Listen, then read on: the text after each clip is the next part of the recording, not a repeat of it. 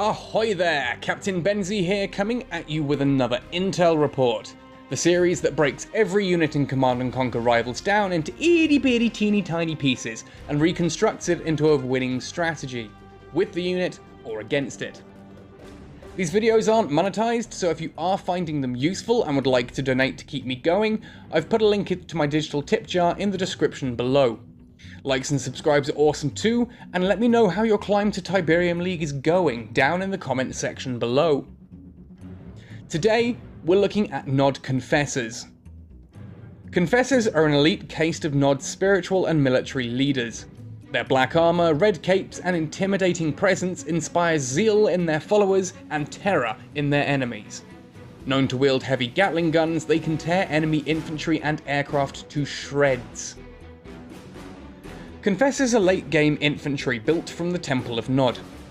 They're a little unusual in that their main use, arguably, is not in their attack power, but rather in their awkward counters and their special ability.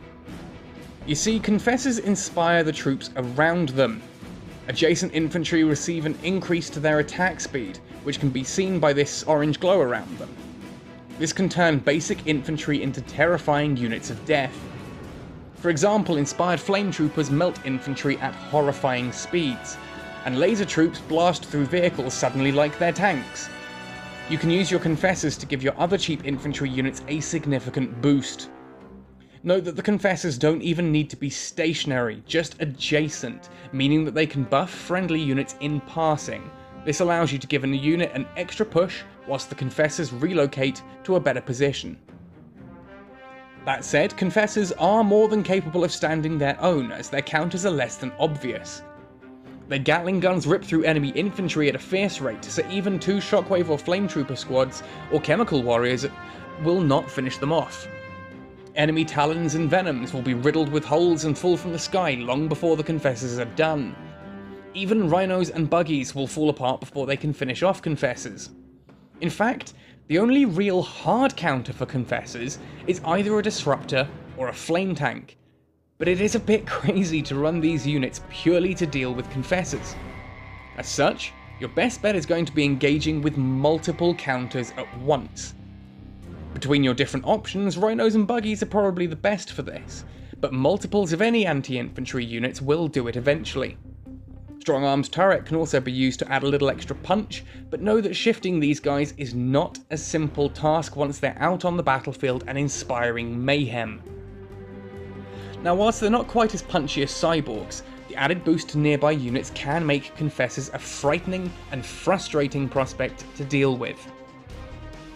So now that you know what Confessors are, I'm sure you're chomping at the bit to include this unit in one of your own Nod decks. Worry not, dear viewer, I have you covered. I've been running the following deck for a bit recently, and I've been seeing a lot of success with it.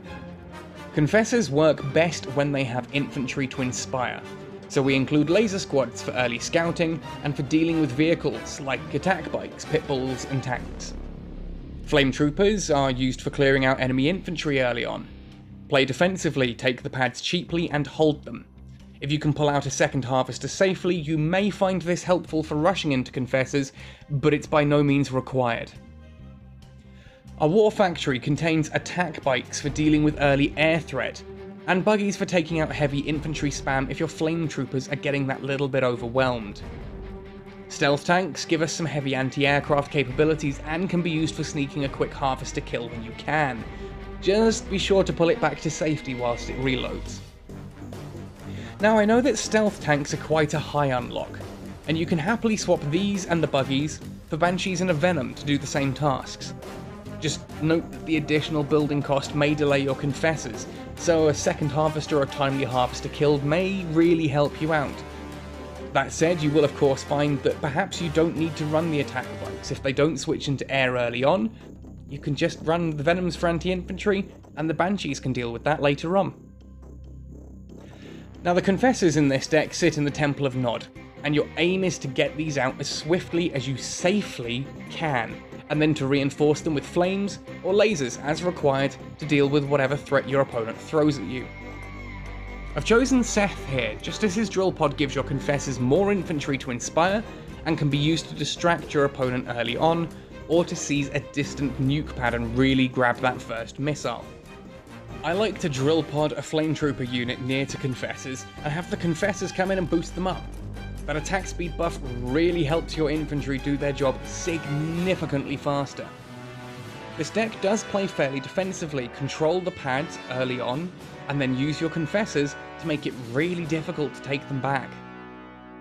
I hope that's helpful. Be sure to check out my other intel reports if you're struggling against certain units, or looking for tips as to how to best apply a new unit in your deck. Also check out my Acting on Instinct series with analysis of game mechanics and solid advice on how to get ahead in Rivals. Hit that like button if you enjoyed this video, and be sure to subscribe to be up to date and ahead of the game. Happy sailing, and see you on the battlefield!